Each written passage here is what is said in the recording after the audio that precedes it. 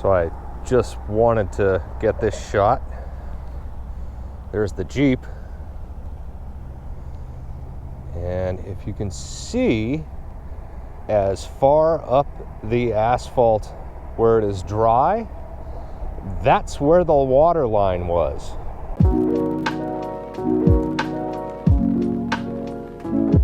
What's up, folks, and welcome back to the channel. It's, ooh boy, that's muddy. It's been a few weeks since I've done a water report, so to speak, for the Potomac region, and we've got good stuff. Look at that. The river was flowing through here, this parking lot, and to give you a general idea of how high that watermark is, all of this would have been underwater, and it has already come down to this level. It looks as though the Monocacy at I-70 crested at 17 feet, which is moderate flood stage, 20,000 cubic feet per second. And again, if you look at that line right there,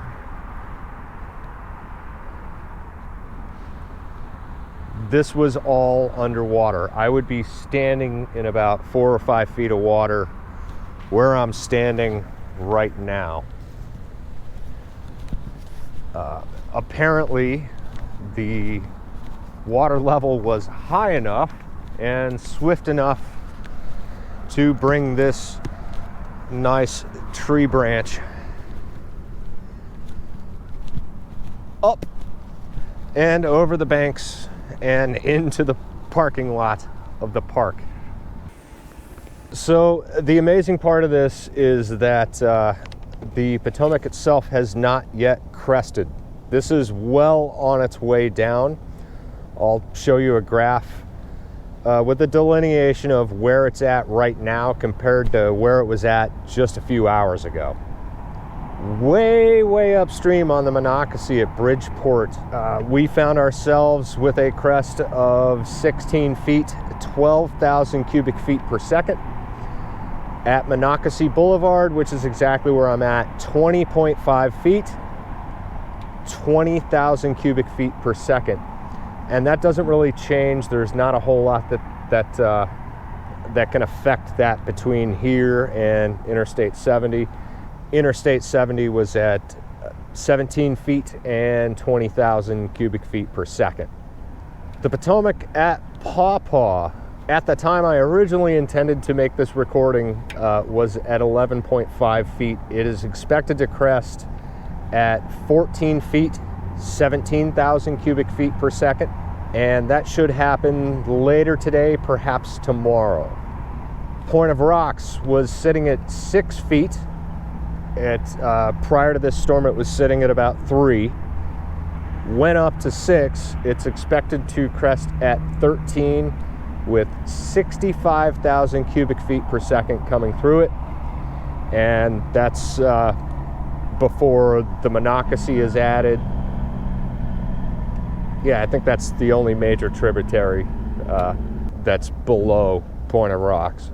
In other little fishing news, if you are in Gatlinburg, Tennessee, or Pigeon Forge, Tennessee, going for trout, all you have to do is open your hotel room door and just cast out to the parking lot, and you're probably going to get into a few trout.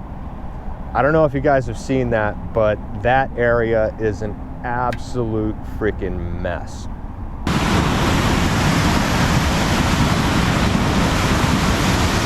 Wow. So I am walking up the parking lot, Riverside Park here in Frederick, Maryland, and we can see the high water mark right here. Look at that, even branches even got pulled up here. Wow. But yeah, that's pretty much what it looks like. So if you compare where the ramp is to where I'm standing, that's a good 150 yards. So yeah, a heck of a storm we got out of that. Again, not as bad as Gatlinburg or Pigeon Forge, Tennessee. That was terrible for them, and it's looks like they had a lot of buildings flooded, and they're going to have a lot to do to get back into shape. So I mean, if you see any fundraisers for that stuff, it might not be a bad idea to contribute. Now, one of the reasons that I find the Monocacy a good teller for the entire watershed is that the Monocacy, South Fork Potomac, North Fork Potomac, that river, they all pretty much behave the same way.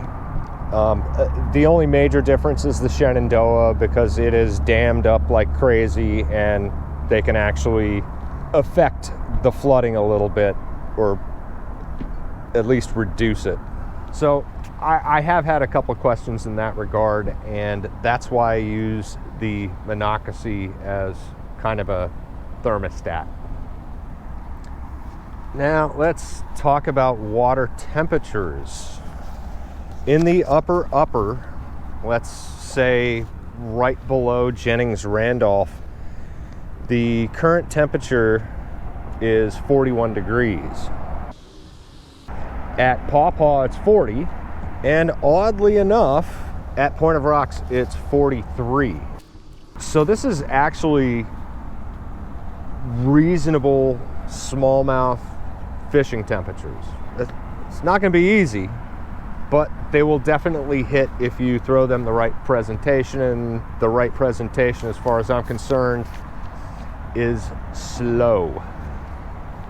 The only huge cautionary measure that I would take, just be careful out there. There's a lot of mud, there's a lot of stuff to slip on, and it could be relatively easy to end up in a flow like that, which would land you in big trouble.